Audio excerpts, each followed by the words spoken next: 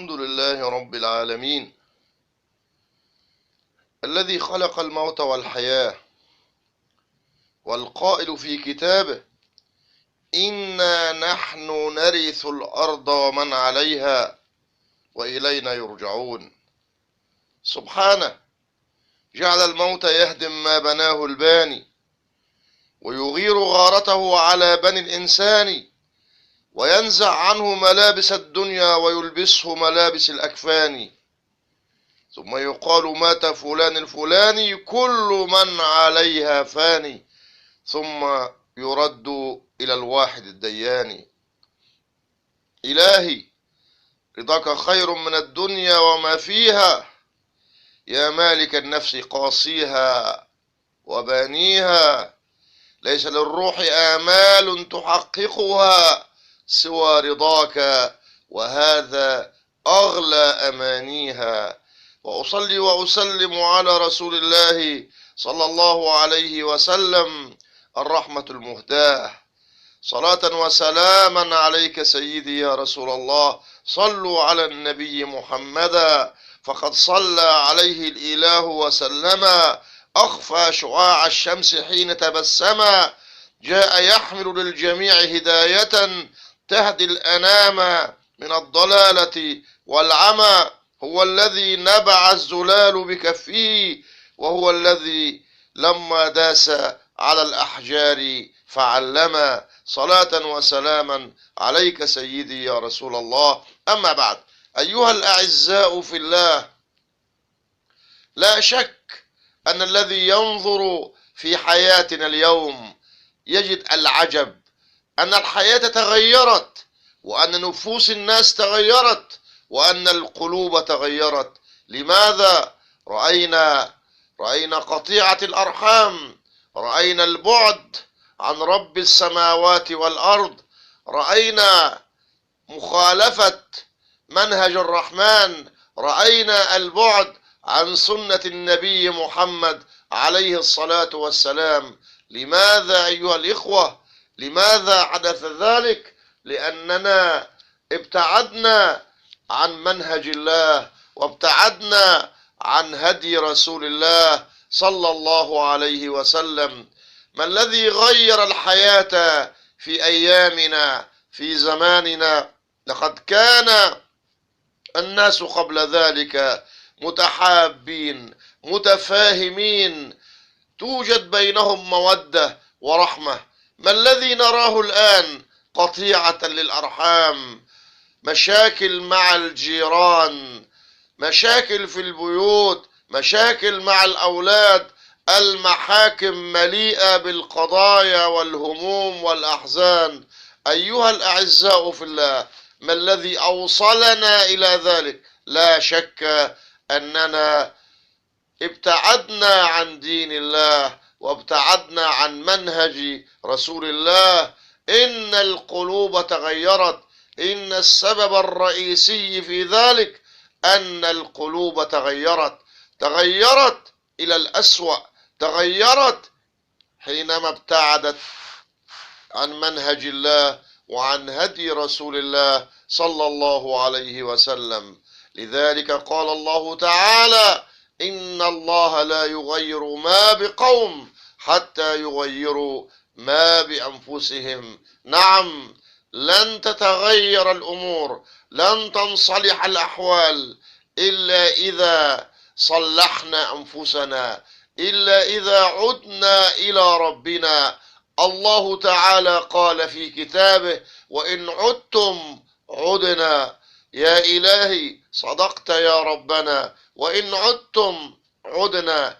إن عدنا إلى طريق الله، وإن عدنا إلى منهج رسول الله، فإن الأمور ستعود إلى أفضل مما كان. هذا وعد الله، ووعد الله حق لا يتغير أبدا. أما كيف نصلح هذه القلوب التي أوصلتنا إلى هذه المشاكل والهموم والأحزان والقطيعة؟ اسمع إلى ما ينظف هذه القلوب، وما يطهر هذه القلوب. كما قيل في الأثر أن الله تعالى قال لموسى عليه السلام: ألا تحب يا موسى أن أجلس معك في بيتك؟ الحديث فيما معناه. قال: وما السبيل إلى ذلك يا ربي؟ يا إلهي، شرف كبير أن يجلس الإله معك في بيتك. موسى عليه السلام قال: وما السبيل إلى ذلك يا ربي؟ قال: أما علمت يا موسى أنني جليس من ذكرني؟ نعم، جليس من ذكرني. إذن العلاج الأول للقلوب أن نكثر من ذكر الله، فيكون الله تعالى معنا فيطهر قلوبنا ويصلح لنا أحوالنا. اسمع إلى هذا الحديث لأبي موسى المديني، وهو شيخ البخاري رحمهم الله، قال، والحديث صحيحا بإذن الله تعالى فيما معناه. يقول النبي صلى الله عليه وسلم فيما معناه كما قال: رأيت رجلا من أمتي أحاطت به الشياطين فجاء ذكره لله فطرد الشياطين عنه. الله أكبر، ما أحوجنا إلى ذلك. لقد التفت حولنا الشياطين وحول بيوتنا، بل ودخلت بيوتنا، فما الذي يطهرنا وما الذي يطهر بيوتنا من هذه الشياطين؟ ليس غير ذكر الله تعالى. حينما نذكر الله في بيوتنا وفي أنفسنا فإن الله تعالى ببركة هذا الذكر الله يطرد عنا جميع الشياطين. أيها الأعزاء في الله، نعم، اسمعوا إلى هذه النملة، نملة سيدنا سليمان، التي جاءت سورة باسمها تسمى سورة النمل. هذه النملة التي تبسم وضحك لقولها سليمان عليه السلام حين قالت: يا أيها النمل ادخلوا مساكنكم ليحطمنكم سليمان وجنوده وهم لا يشعرون. يا إلهي، وهنا سمعها سليمان عليه السلام لأن الله تعالى أعطاه منحة أن يسمع وأن يعلم كلام هؤلاء المخلوقات، فاستدعاها سليمان عليه السلام. فلما جاءت النملة سألها: لماذا قلت ذلك؟ ولماذا ادعيت علينا أننا سنقتل النملة أو سندمر قرية النمل كما زعمت أيها النملة؟ قالت كلاما جميلا، قالت كلاما عظيما يجب أن نتعلم من هذه النملة. قالت: يا نبي الله، ما خفت على النمل تحطيم الأجسام، فإننا سنموت ولكنني خفت عليهم تحطيم القلوب. قال: كيف ذلك؟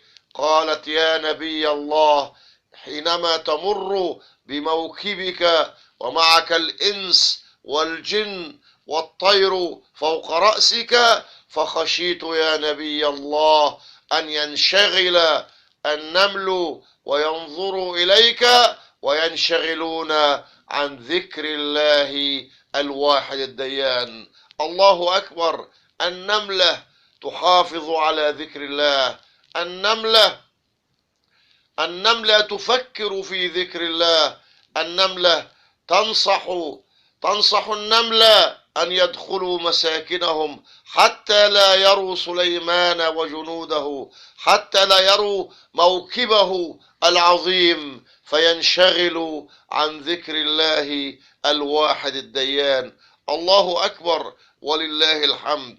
كل هذه المخلوقات تسبح الله وتذكر الله، فلماذا نحن البشر، لماذا نحن بني الإنسان، لماذا نغفل عن ذكر الواحد الديان حتى قست القلوب، حتى تغيرت القلوب، حتى اسودت القلوب؟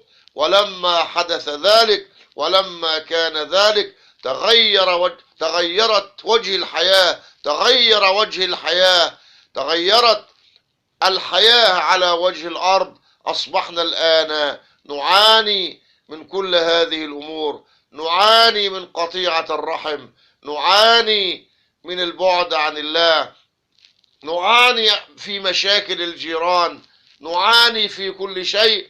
لماذا؟ لأنه شيء طبيعي. من يبتعد عن ذكر الله، من يبتعد عن تسبيح الله، من يبتعد عن طاعة الله فلن يفلح أبدا ولن يرى السعادة في حياته. نعم أيها الإخوة، نعم، اسمعوا إلى هذا الأثر فيما معناه: ما من ساعة تمر على ابن آدم لا يذكر الله فيها إلا تحسر عليها يوم القيامة.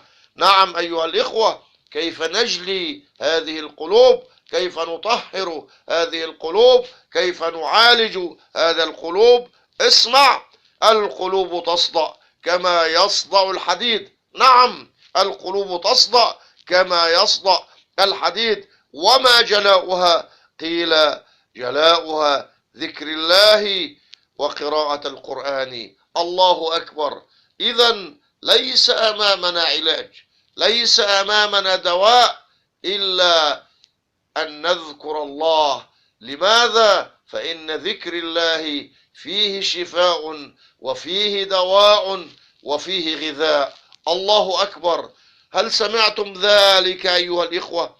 ذكر الله فيه 3 فوائد جميلة أذكرها: إن ذكر الله شفاء، إن ذكر الله دواء، إن ذكر الله غذاء.